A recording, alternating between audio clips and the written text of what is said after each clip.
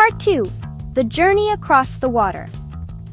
For days after the letter came, Nia carried a buzz in her chest, like a hummingbird trapped behind her ribs.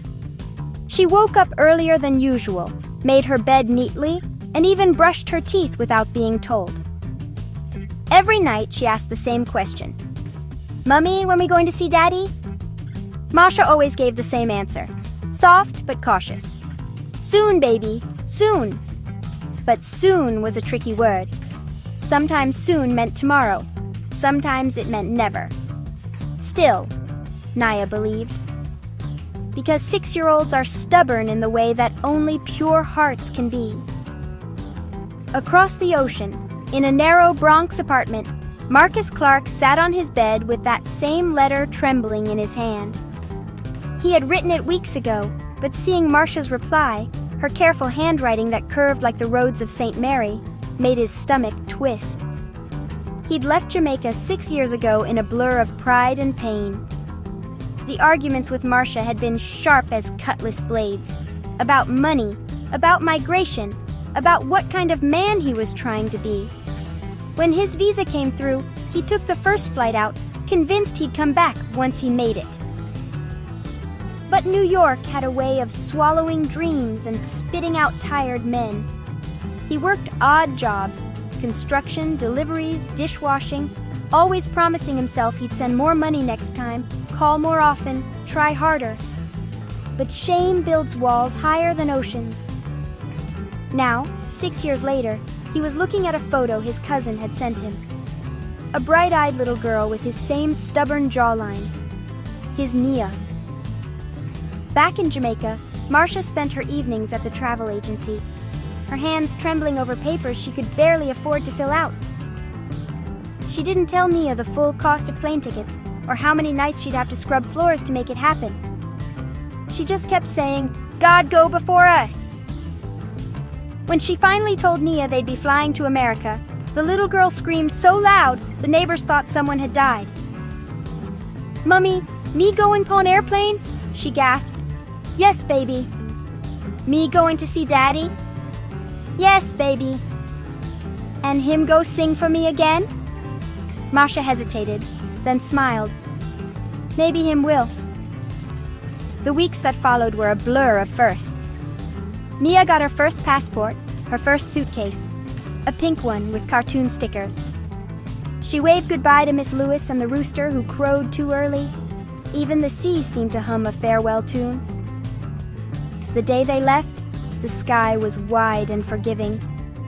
At the airport, Nia clutched her mother's hand like it was the only thing keeping her from floating away. The plane rumbled, then leapt into the clouds. Nia pressed her face to the window, eyes wide at the cottony world outside. "We flyin', Mummy!" she shouted. "We flyin' to Daddy Island!" Marcia smiled, though tears shimmered in her eyes. When they landed in New York, the cold hit Nia like a surprise slap. The air smelled different, metallic, busy, nothing like the salt breeze back home. They stood outside baggage claim, shivering under their borrowed coats, when Marcia froze. He was there. Marcus.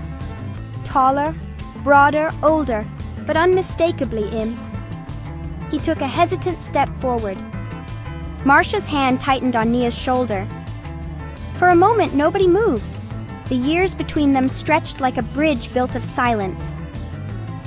Then Nia, who didn't know anything about adult pride or old hurt, broke into a run. "Daddy!" The word cracked the air open. Marcus bent down, and she collided into his arms with the kind of force only love and waiting can make. He held her tight, tighter than he had ever held anything. His shoulders shook. "Me baby," he whispered. "Me sweet baby." Later that night, they sat in Marcus's apartment, surrounded by the hum of the city. The heat from the radiator hissed softly. Nia's eyes darted around, taking in everything. The blinking streetlight outside, the rumble of traffic below, the strange, frozen snowflakes gathering on the window. Marcus brought out an old guitar from the closet, dusty, a little out of tune, but still singing. "You remember this?" he asked Marcia. She nodded, eyes glistening. He strummed the opening chords of Redemption Song. His voice cracked on the first verse, but Nia clapped anyway. "Sing more, Daddy." He did. And as he sang, Marcia's tears fell silently. For the first time in 6 years, they were in the same room. Broken, yes, but together. That night, Nia lay in a strange bed with a heavy blanket and a window that looked out over the Bronx skyline. "Mummy," she whispered into the dark, "you think Daddy will stay this time?" Marcia brushed her daughter's hair back gently. "We'll see, baby. Grown-up hearts take time to mend." Nia nodded, eyes already closing. "Then me go help it mend." Over the next few days, Marcus tried to make up for years in minutes. He took Nia to the corner bakery for cocoa bread, to the park where pigeons strutted like they owned the place, and to a little Jamaican grocery that smelled like home. He listened when she spoke, really listened, about her school, her songs, her dreams. And somewhere in the middle of it all, he realized that the guilt he'd carried so long had started to dissolve in her laughter. Then, one night, as they sat around a small dinner table, Nia looked up from her rice and peas and said, "Daddy, me never had a birthday party before." Marcus froze, spoon midair. "Never?" She shook her head. "Not once. Mummy say maybe next year, but next year always too busy." Marcia's face flushed with quiet shame. "We never have the money, Marcus." Marcus leaned back, something fierce lighting in his chest. "Then this year," he said, "we fix that."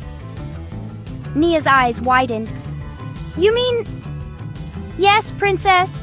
We giving you your first birthday party. Right here, in New York." The room went quiet. Then Nia shrieked so loud, the neighbors banged on the wall. That night, when she finally drifted off to sleep, Marcus stayed up at the table, sketching out plans on a napkin. Balloons, cake, maybe a bouncy castle if he could manage it. Marcia watched him from the doorway, half smiling. "You serious about this?" He looked up. "I'm serious about making it right." Outside, the snow kept falling, quiet, steady, patient, like love finding courage at last.